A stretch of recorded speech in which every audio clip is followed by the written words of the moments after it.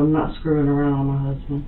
Your text messages say differently. But you have had an affair with that man. That man came over this morning and shot your husband, didn't he? This is Angela Wilty, who found herself at the center of a chilling investigation that involved her 50-year-old husband, John Paul Wilty. Somebody was after that man.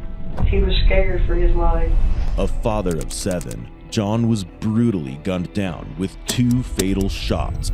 This heartbreaking case soon took a sinister twist when the detectives noticed troubling inconsistencies in Angela's account, compelling them to confront her directly. When I take your phone and all your phone records and his phone and all his phone records and present them to the grand jury, your daughter is not going to have a mother. As the story continued to unravel, so did Angela's facade, revealing her cold, manipulative side that no one had anticipated. I have a conscience. There's nothing that man could do to me in this world to make me want to kill him. With the evidence closing in on Angela, it was just a matter of time to see if she managed to escape or face a devastating twist that would crumble her defense. I'm not going nowhere. Y'all gotta gate it in out there, for God's sake. I know. Because I haven't done nothing. In the early morning hours of March 23rd, 2018, a man in Olive Branch, Mississippi encountered a harrowing scene that prompted him to call 911 for assistance. There's a dead man laying at the end of my driveway. It looks like he's been beat to death. I mean, his face is pretty messed up. Have you checked? Do you see a pulse? Can you, see any breathing or feel a pulse? He's Okay. dead. How long ago did you find him? My neighbor just came over and knocked on my door and said, there's somebody laying at the end of your driveway. I think he's dead. Do you recognize him maybe from your neighborhood? No, do not. Looks like he's been shot in the chest. Okay, if you just don't touch the body, and they should be there in just a few minutes. When the investigators arrived at the scene, they discovered the victim had suffered 2 gunshot wounds to the chest. Initially, the detectives suspected it to be a case of robbery. However, the possibility was immediately dismissed when they found the victim's wallet and driver's license near his lifeless body, identifying him as 50-year-old John Paul Wilty. Since John's body was discovered in his neighborhood, the detectives promptly approached his home. There, they met his wife, Angela Wilty, who was completely unaware of the horrific incident. When the detectives informed her of the news, she showed no emotional reaction to the loss of her husband. To understand who might have murdered John and what the motive could have been, the detectives took Angela into custody for questioning. And did you and him argue at any point yesterday? Were y'all arguing, fussing? We have arguments like every other normal couple. Mm-hmm. Because we work a lot. We have a lot of debt over our head. We're just now getting to where we can see above water. Mm-hmm. And he like I said, he likes to shop. But he likes to do his own thing too. Right. So yeah, we had one of our normal arguments. And what was that over about? Money. Financial argument? Yeah. Because he wants a car. He don't like the truck. And we can't get another car. Because when his other car got stolen, before he came back to me, his car got stolen. And we had to get that one paid off. Insurance didn't pay for it? He had just had it. He got it like that December. He made the down payment in December because he had totaled his previous truck. So when he got back on the truck, he put money down on the car. And being said, I guess the blue book value of the car, he gave more than what it was really worth. And the insurance paid a good bit of it. We still owed a few thousand on it. So within the last year and a half, we tried to clear up all his debt that he got into while he wasn't with me. Okay, and you said y'all broke up when? 2015. We had a big fight. It was August 21st. 2015? Yeah. And what was that argument over? He was drinking Jägermeister, which John never drinks hard liquor. He's not a drinker. I've got 4 Bud Lights that's been in my refrigerator for probably a year. He doesn't drink. Okay. He never drinks? He hasn't drank anything since he's been back. He might have drank 2. There was a 6-pack. He's one periodically, but he's not a drinker. But on August 21st, he was drinking Jaeger. Yeah. Where did y'all live then? We weren't together. Okay. We were living separately. He lived in an apartment. I lived at the house, and he called me over to the apartment. He had been drinking. We had had a big fight prior to the incident, and he beat the shit out of me. So you went over to the apartment, y'all got into a fight, and then he beat you up, and then what happened? He went to jail. Angela's statements reveal that, despite appearing to be a happy family, financial problems were a constant source of tension between her and John. When Angela talks about a fight they had a few years back, she portrays John as a kind husband, but also someone who mistreated her. She insists she was always the one trying to fix things, even when he wasn't treating her well. I said John was never a bad person. He was never a hard drinker. That incident, and I couldn't do anything because the state took it in their hands when the incident happened. But I told my son, you should have never called the cops. He was like, Mom, you cut him open. You cut him open? During the incident, and I don't even remember doing that. Where'd you cut him? On his knees. Both of them? That's what he told me. Because when I've always carried a pocket knife on me, which I don't have today. But, I guess when he was, because I know he had me on the ground, beating me in my head, telling me he was going to kill me. And I don't know, that fight or flight kicked in, and I just went to swinging, thinking that he would back up. I don't know. But, like I said, we both drinking. We moved past it. We were almost through this 1129. We've been paying all that money out, just trying to get through that. So, that was in August of 2015. Mm-hmm. Did y'all go through a period where y'all didn't talk? Yes. And how long was that? After he went to jail, the day he got out of jail, I was worried because he didn't call nobody. Nobody knew where he was, so I went riding around looking for him. I seen him walking down Winchester towards his apartment. I stopped. I said, John, let me take you home. No, I'm not allowed to talk to you. I was like, just get in the car. You don't even got to speak to me. Just let me take you home. You don't have to walk. He argued with me, and I just sit there because I'm stubborn, and I was like, look, just get in the damn car. Let me take you home. He got in the car. I took him to his apartment. I told him if he needed me, call me, but I was going to leave him alone and let him gather his thoughts. I didn't want to fight. I hate fighting. Okay. You know, this is like the only person I've ever loved in my whole life. Mm-hmm. Never knew what love felt like.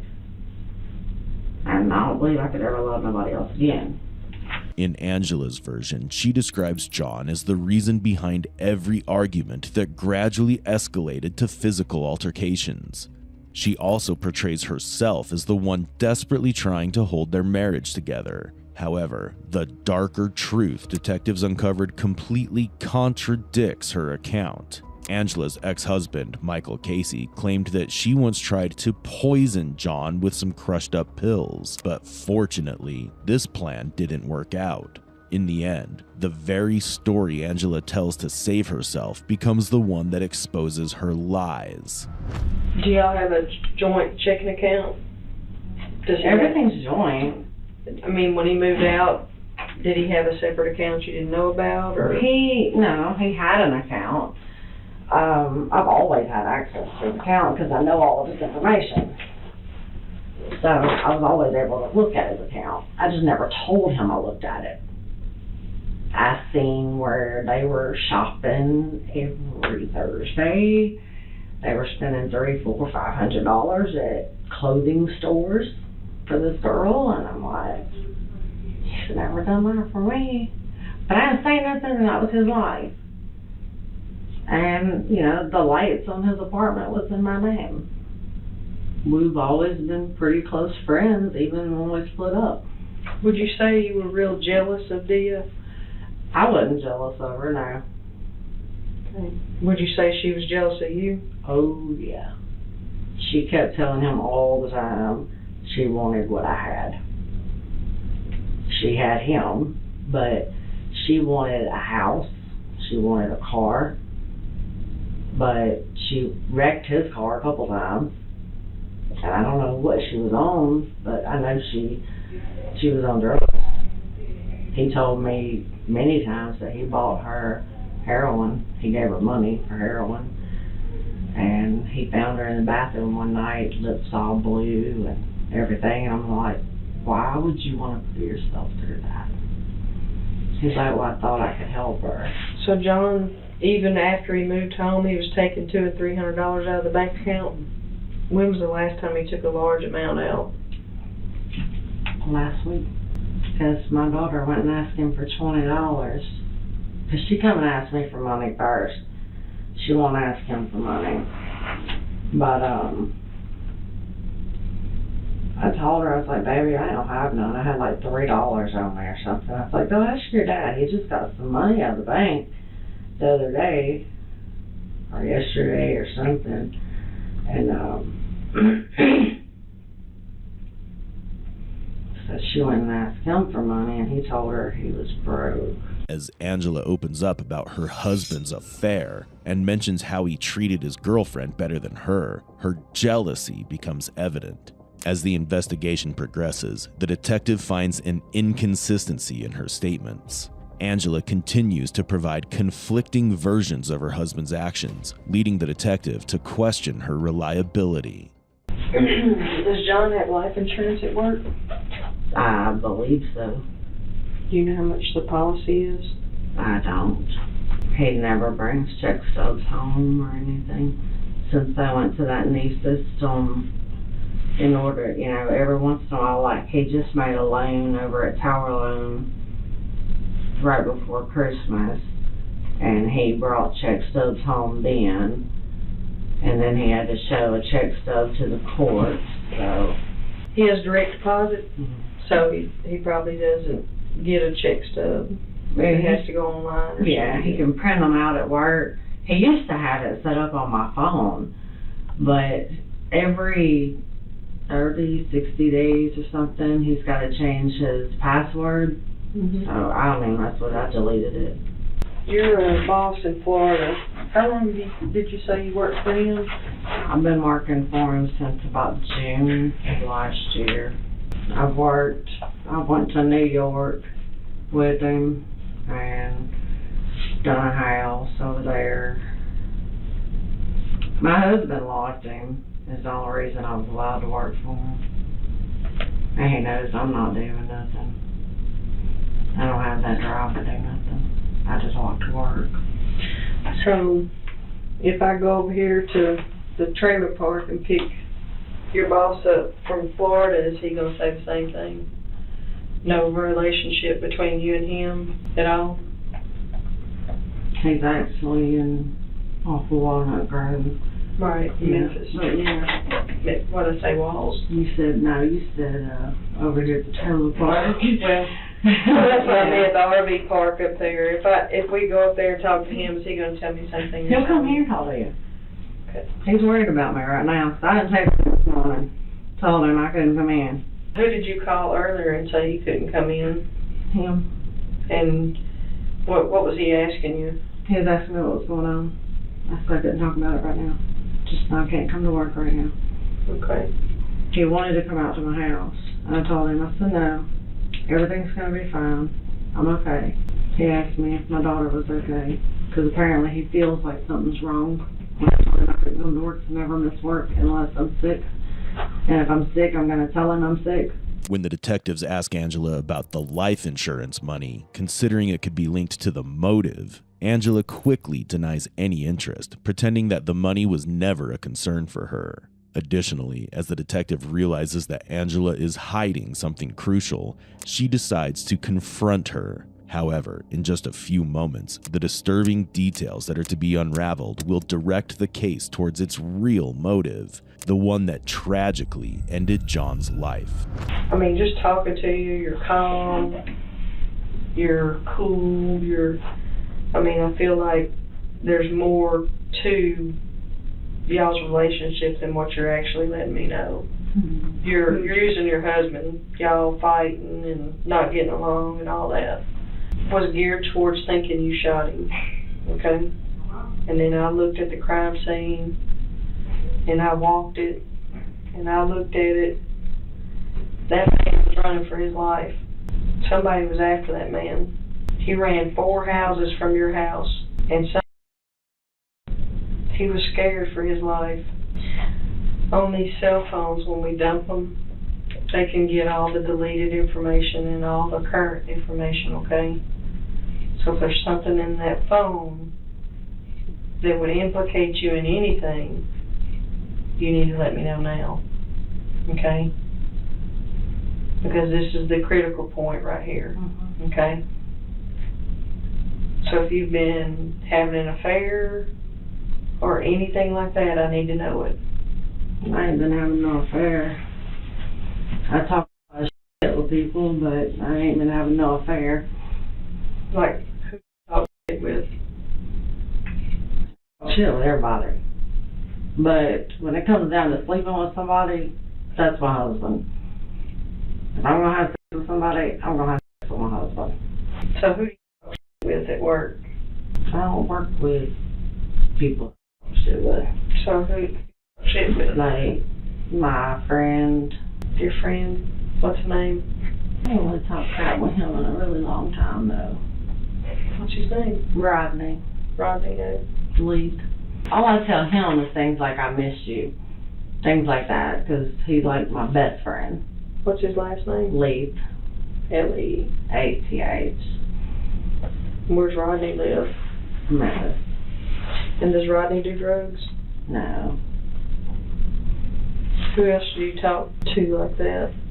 There's been 3 people I talk to on my phone anyway besides my kids. And that's Rodney, my boss, Shelby. I talk to my dad, my stepdad, and Kevin Collins. I don't really talk on the phone much, so. I play games on my phone more than anything. That's what me and my husband, that was one of all the arguments. He says I'm always on the phone. And I'm not. I'm always on the phone playing games. And I like talking on the phone. I'm faithful to my husband when it comes to laying down with another man. As the detective realizes that Angela is not easily breaking, she begins using tactics to break Angela's composure and manipulate her into confessing. Angela's unwavering denials suggest either her genuine innocence or a calculated attempt to defend herself. However, as Angela continues to defend her innocence, the detective uncovers details that position her as a prime suspect, shifting the approach from psychological manipulation to evidence-based interrogation. Now, I told you that phones, when we download them, we can get information that was deleted. So, I got a little more information, and I need you to be completely honest with me, okay? The stuff that's in your phone leads me to believe that you have been having an affair, okay? I need you to be completely honest with me, because phones don't lie. No, I know. Okay? Texting don't lie. It's there. It's in black and white. And the stuff that's in his phone, he's going to leave you. I figured that's probably what we were coming to when we started back fighting over money. It's always fighting over money. But the money's not the issue right now. The issue is that your husband was shot 3 times. And he was scared for his life. He ran for his life. And you know more than what you're telling me. And you can't sit here and tell me you don't. You know more than what you're telling me. I don't know anything as far as him getting hurt, because I would never want to see him get hurt. I've always been there to protect him. Black and white don't lie. You hear me? Black and white don't lie. Phone calls, cell phone locations. What's that mean? That means I can ping anywhere in this town and they will tell me what cell phone was in that location. Okay? And the location, like this morning? Yeah. When I was asleep? Yeah. But you know who came over there. I don't. I swear I don't. You know I can pull all that off your phone. I've got it downloaded right now. Text messages, phone calls, conversations. I know Shelby was supposed to come and wake me up this morning. What time was Shelby supposed to come wake you up? He was supposed to come over at 5:30 and wake me up. Wake you up for what? To go to work, get up, get my daughter to Why school. would he come over there and wake you up? Because that's him. That's what he does sometimes. You've been having an affair with him, hadn't I you? swear I haven't. I've never slept with that man. You've been leading him on? Nope. We've talked. We've got a lot in common, but no. I'm not screwing around on my husband. Your text messages say differently. I know. It seems like we've had an affair. But You have had an affair with that man. I swear That I man haven't came over slept this with morning you. and shot your husband, didn't he? No. I swear I don't know that. The detective confronts Angela with evidence suggesting she's having an affair, pointing out inconsistencies in her earlier statements about her relationship. Angela, who'd been blaming her husband for infidelity, now finds herself exposed as the real culprit. Despite the mounting evidence, Angela adamantly denies any wrongdoing. However, the pressure intensifies as the detective forces Angela to confront the unraveling of her lies, connecting her affair to a possible motive for her husband's murder. Yeah. Why do you think your husband wanted to leave? I don't know. Because he found out you were having an affair. So why hadn't he talked to me? Why would he want to? He just wanted to leave. And your boyfriend shot him. I don't know that. You don't know that? I swear I don't. I don't even know if Shelby owns a gun. How long you been seeing Shelby? I haven't been seeing Shelby. I've been working for Shelby. Shelby's the one came to my house last night and was working with my husband on the truck. But Is this something you and him put together? What? You and Shelby, is this something you and him put together to get rid of your husband? No. I would have never had someone to kill my husband. He is too good of a person for this. He could have had a better life. It's not worth killing somebody to be with somebody. It's not worth it. That's crazy. Have you led Shelby to the point to where he thinks you were going to leave your husband to be with him? Shelby knew me and my husband were arguing and had some problems. Shelby talked to me. He tried to guide me a little bit, but we've never slept together. What was he guiding you to? Telling me how, because I suck when it comes to words. I suck when it comes to trying to talk to somebody. What, by your text messages, you don't have a problem at all. I don't have a problem talking to other men. Well, yeah. Okay? You don't have a problem talking to other men. I mean, truth's truth, right? Right. It's in black and white. Can't lie about it. Did you walk outside and shoot your husband this morning? I was in bed. I was actually laid in the bed beside my husband at 10:36 when my daughter was coming out of the bathroom. I don't believe you. By reading your text messages, I don't believe you one bit. By reading your text messages, grand jury ain't gonna believe you either. I never hurt my husband. You know who did? Not like that. You know who did? I don't. How long have you and Shavy been talking? I've been working for Shelby since June. So y'all been talking Oh, since no. June. You've been leading him on since June. I hadn't been leaving him alone. By your text messages, it's different things. I hadn't led nobody on. When you talk to a man like that, what do you think it does to him? Woman to woman. If I talk to a man like you talk to Chavez, or Chavez, whatever his name is, that man's going to think you want to be with him, right? He knows I don't. But you don't talk like that to somebody. It puts them in a different frame of mind about you and them. And that's, you know who shot the man. I don't. Your daughter is not going to have a mother. Because when I take your phone and all your phone records and his phone and all his phone records and present them to the grand jury, your daughter will finish school and graduate and get married and have children without her mother. Because I'm going to put the hammer on you. How do I do that? You can sit here and think about it for a few minutes. And I'll be back in here. When you get ready to tell me the truth, I'll listen to you. But when I take you down there and present you to the grand jury, your daughter will finish school without you. I can walk out now, right? No, I'm not under arrest.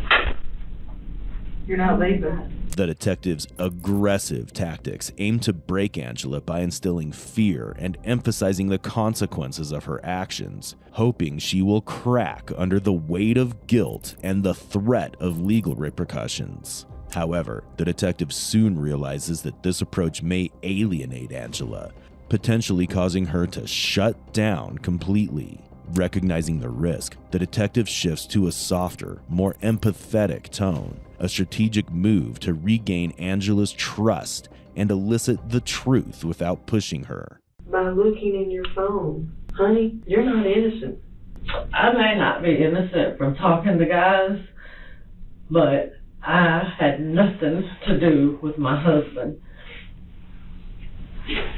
I could not see somebody losing their life over no kind of argument. I couldn't take my husband away from his daughter like this.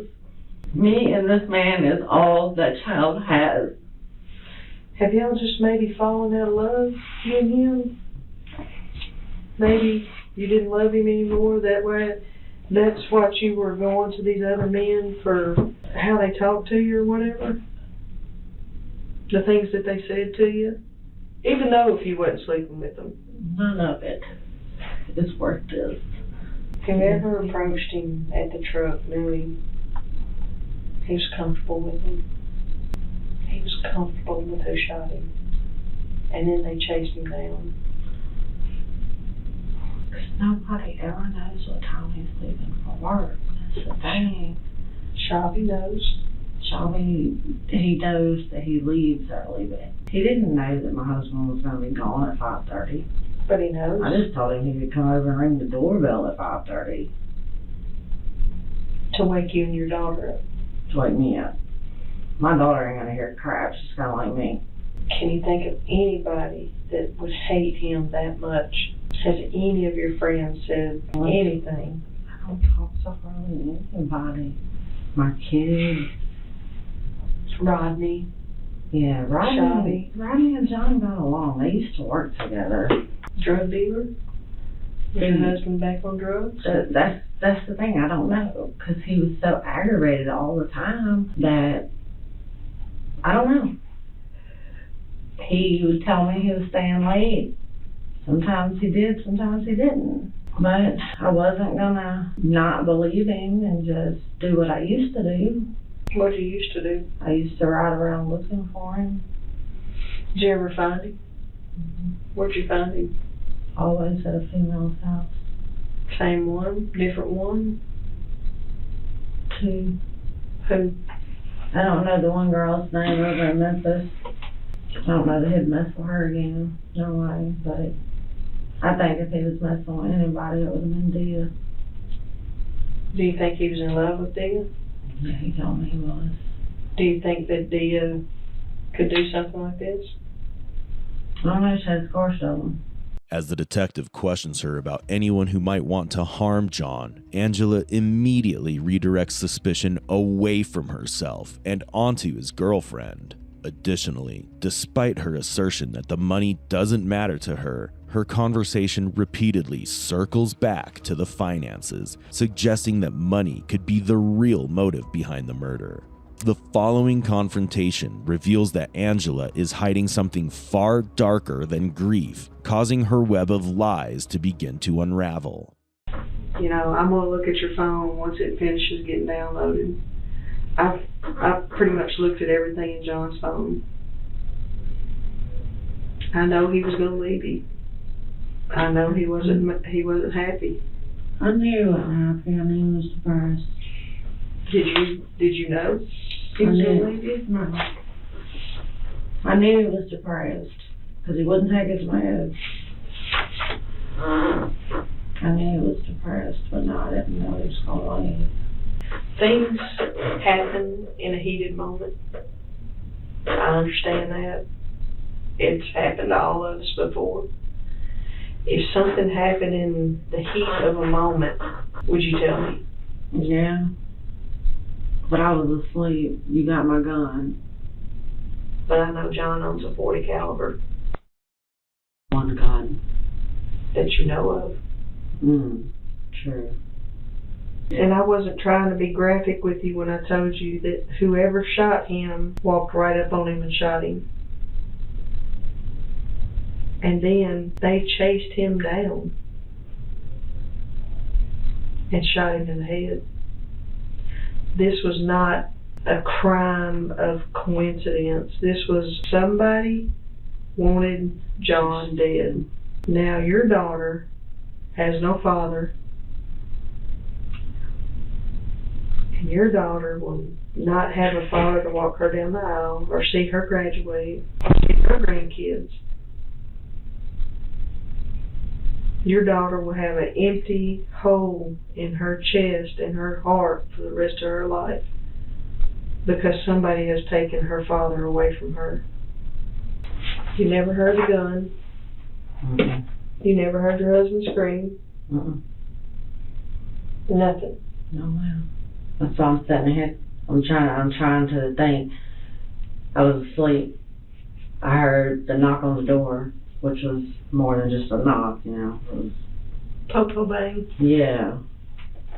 And I was shaking. I woke up shaking. You know, it startled me. I didn't know what the crap was going on. Because for someone whose husband was just violently murdered, you seem like you have no emotions. Got a lot going through my mind. I know it's going to hit me. I want to know who did it.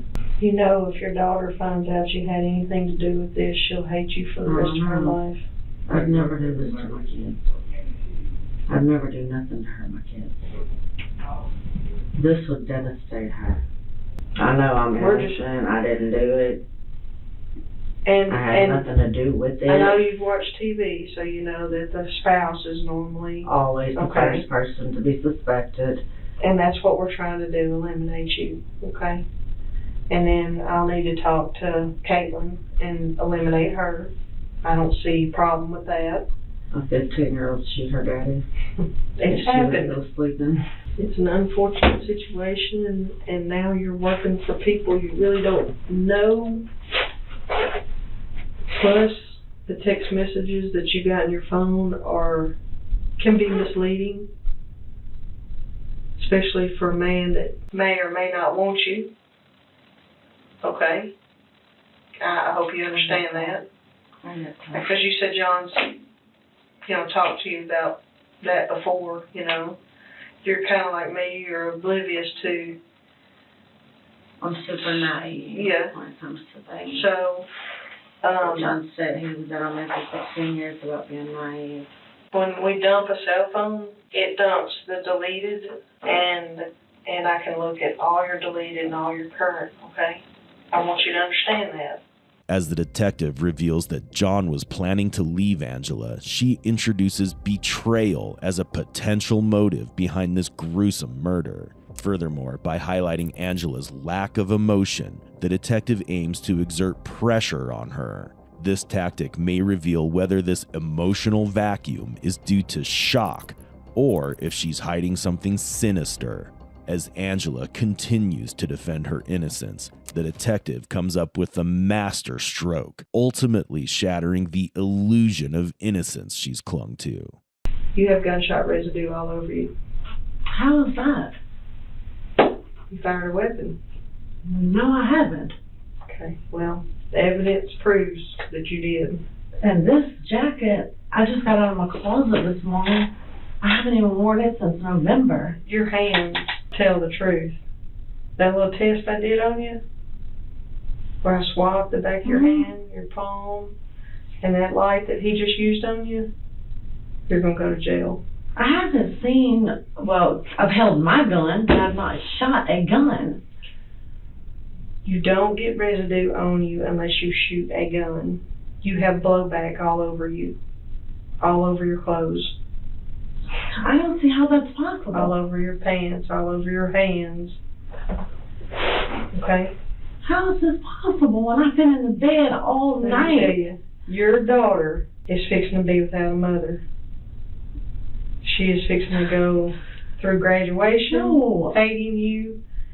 She is going to go I through swear, getting I was married. in my You're bed. not Oh. going to see grandchildren for the rest of your life. You understand me? I'm listening, but I have not been out of my house. Remember when I until told you y'all woke me up this we morning? knew you can either make it easy for yourself or I can just go ahead and indict you. I have not And once shot I my charge you, husband. once I charge you, I did not shoot my husband. The residue that's on your hands would not be there if you hadn't fired a weapon. I have not fired a weapon. Okay. I swear to God, I swear on my child's life, I have not fired a weapon. I swear to you, I've not shot a gun in months. Several months. Lindsay, I won't believe you. Okay? No, you don't. You're an I do. officer. Y'all like to frame us. Innocent people. That's what's happening. Okay. I'm being framed for something I didn't do. I went to sleep at 11 o'clock last night.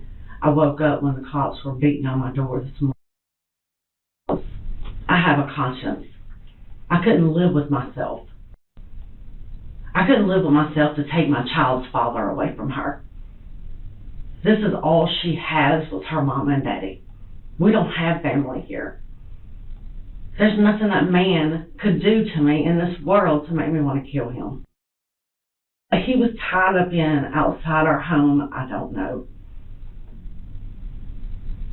But I know I didn't do it. You think he was involved in anything work-related or anything that people that he... I'm not Oh, gonna yeah. put words in his mouth. The man is not here to defend himself. I can't do it to him. Angela, gunshot residue would not be on your hands if you had not picked up a gun and fired it.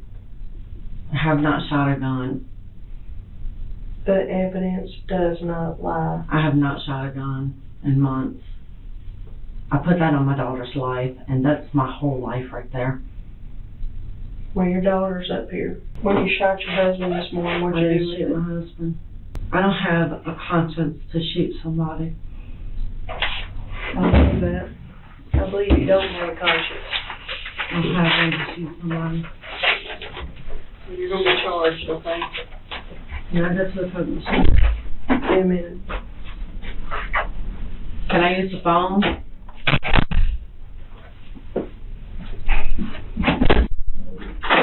Tucker, you've lied to I'm me. not lying. Go back in the room and sit down. Sherry, I'm not lying. Go back in the room and sit down. I'm not lying. I've done everything I can do for you. I can't help you after this point. The evidence points to you. How And good can be on my hands and all I everything? can I've do- never shot a gun. All I can do is go with my evidence. So go over there and have a seat before I lose my patience with you. Don't bring with me. The detective invites Angela to face the facts, placing the burden back on her. However, she employs an emotional move by mentioning her daughter in an attempt to elicit empathy from the detectives. And they're trying to accuse me of doing it. How? They're trying to say I got gunpowder all over me. They took all my clothes and everything, trying to accuse me of going out there doing that this morning when I was asleep in the bed. How do you have gunpowder all over you? They're trying to accuse me of shooting your daddy, and I didn't do it. I was asleep when they banged on my door this morning. But the detectives are certain that Angela is lying. At this moment, detectives are unable to locate any crucial evidence that would directly link Angela to the crime. We're gonna seize his evidence. My phone. Are you letting me go home? Yes, we'll be in here in just a little bit longer. Where's some...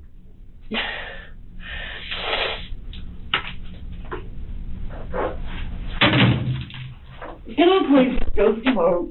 Yeah, give me just a I'm minute. not going nowhere. Y'all got it gated in out there, for God's sake. I know. And I haven't done nothing. Give me just a second, okay? Give me one second, okay?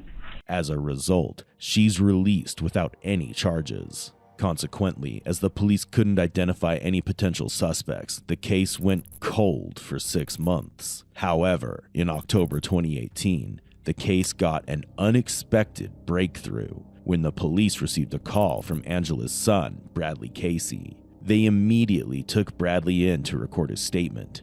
However, the details he's about to reveal would ultimately turn the case on its head, unveiling the real mastermind behind this harrowing crime. It's been a rough day, huh? What happened? We were fighting for 2 months. Really? And she got unhappy, so she left. Really?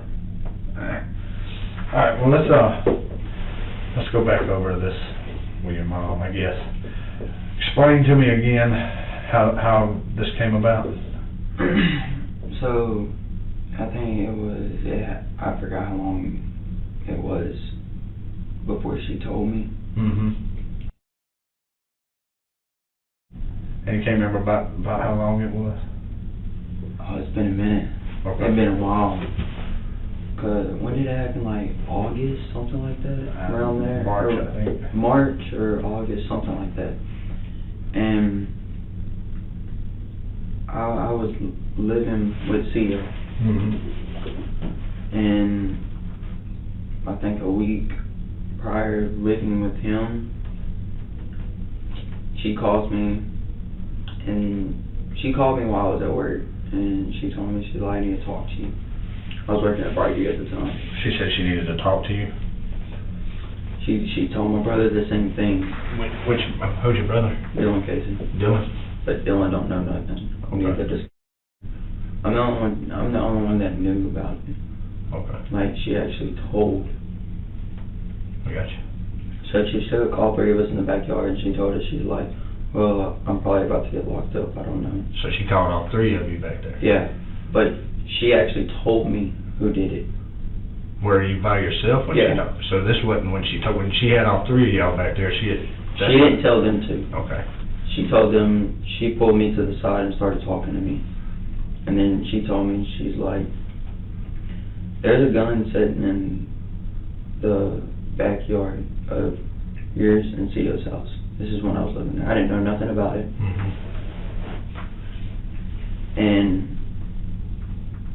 And then I asked her, I was like, so who did it? She said Cio. But as soon as she say how? No. I didn't ask no more. Because my dad was telling me He was like, there ain't no doubt about it. She was involved in it. I didn't want to believe it. I mean, that's my mom. I didn't want to believe that. Mouth shut. Mm-hmm. How much did that car cost? Almost $10,000. Okay. It was a black Pontiac G8. Well, last month she turned around and took it from me because I moved out of the house. Everything. That was the day she took the car. And that car meant a lot to me because John bought that for me. Yeah, me and John weren't on the same pages, but I mean, he raised me my whole life. He was there. Childhood. Well, John bought it for John was deceased at this time. When I was 19. Are we talking about the same car? Yeah. The John, yeah, the G8. No, I'm talking about the black car your mom took away from you. Yeah, John was deceased when she bought that. Mm-hmm. She got the life insurance and bought that. Okay, but you said John bought it for you. John's money bought that. I got you. Okay. I got John's money bought that. So technically, I say John bought that car. I got you. Okay. And that's the reason why I love that car. Because, yeah, me and him had a rough time in my childhood. Yeah, me and him said things. But, I mean, he raised me. Yeah, that was like my father. Even though my biological dad's sitting out there. But my mom did tell me CEO did it, and then I get a call Tuesday from my old boss saying, hey, did you hear what happened to CEO? I was like, no. Mm-hmm. All right, so your mom told you about this gun, right? She put y'all all three were in the backyard. And But she only told me. She pulled you to the side while them two were still standing out there? Were they right beside you when? No. They were sitting on the patio. Mm-hmm. Okay. And what did she tell you about that? She told me, she didn't describe it. She just told me where it was located. It was near a fence, like in the corner of a fence, in a yellow bucket with a red top. Mm-hmm. It was in a bucket like the cat litter box you buy from Walmart, like yay high. Mm-hmm. It's like a bucket. And she told me, she's like, it's in there.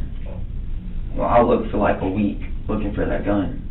I just wanted to find out if it was true. Mm-hmm. And I seen the gun. Bradley's statement exposed the dark secret that Angela and her stepfather had kept hidden for months, but not anymore. During the reinvestigation, the detectives discovered the gun at the same location that Bradley mentioned. As CSO Norval is brought into custody for further questioning, the detectives are prepared for an intense confrontation. What'd you do with the gun? What gun? The gun that was used to kill John. I don't know what you're talking about there. I didn't kill John. Who did? I don't know. Did Angela? No, she wouldn't do that. She don't have it in her heart to do that. She's bad about arguing. Say that one more time. She's good at arguing and all, but she don't have that in her. You know what 65 times 3 is? Huh? Do you know what 65 times 3 is? Uh-uh. It's 195. You know how many bullets that we found? 65. You see what I'm saying? Yeah. So you look at 195 years. Yeah, I know. Okay. So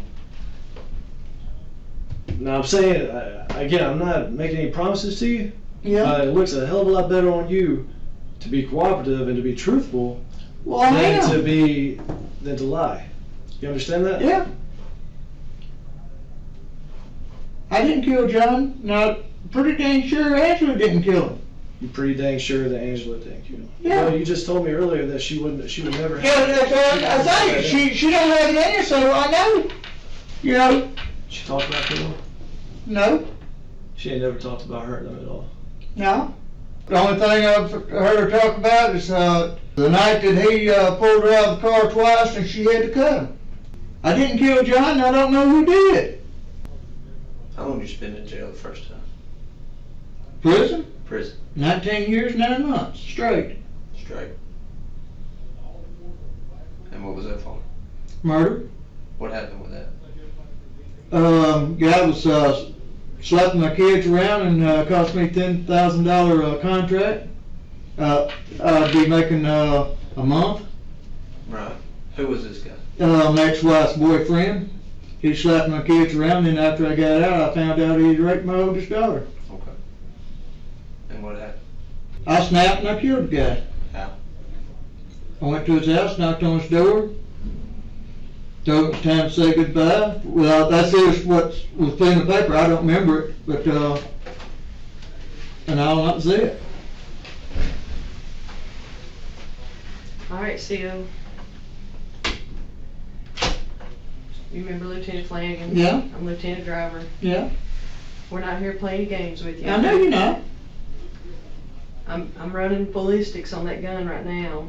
I'm pulling a DNA off the blood that's on that gun, and if it matches John Wilty, I'm charging you. Okay. Not only that, but I'm running a DNA sample, touch sample on that gun, and if your prints are on that gun or your DNA is on that gun, I'm gonna make sure you spend the rest of your life in prison. Because I'm not playing with you. I know you're not. This is some serious shit. A man lost his life. Right. He has 7 children that'll never see their father again. Yeah, I know. And if you think I'm here to play with you, you better think again. Because I can either help you or I can hurt you. And right now, I'm ready to lock your ass up. And if you think I'm playing with you, you keep on. I'm being honest as I can. Because I don't know who killed John. I don't know who put the guns there on my property. Well, that's going to be, it doesn't matter about the guns on the property because you're the one that lives there by yourself. Yep. You're the one that staying there. You're in possession of it. Yeah. It doesn't matter. Yeah, I know. Unless you got some proof of something we can go on to lead this investigation somewhere else, it's all pointing to you. As the investigation progressed, they found that the shell casings found at the crime scene exactly matched those found at CSO's house. Additionally, a speck of blood on the gun was confirmed to match John's DNA. On March 3, 2019, Angela Wilty was arrested and charged with the murder of her husband, John Wilty. Angela accepted a plea deal that allowed her to reduce her charges in exchange for testifying against CSO Norval. She was sentenced to 20 years in prison with the possibility of parole in 2041. In May 2022, CSO Norval was acquitted of the murder charges but found guilty of violating parole by possessing a firearm.